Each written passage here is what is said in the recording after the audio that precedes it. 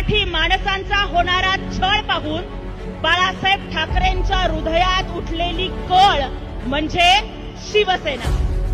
गोरगरिबांच्या मुलांना अन्यायाच्या विरोधात लढण्यासाठी दिलेलं बळ म्हणजे शिवसेना. सांध्यापासून ते बांध्यापर्यंत उठलेलं भगवं वादळ म्हणजे शिवसेना.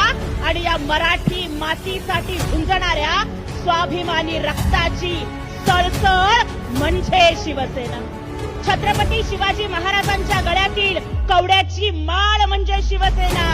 आणि या मराठमोळ्या मातीचं चंद्रकोरीनं सजलेलं कपाळ म्हणजे शिवसेना.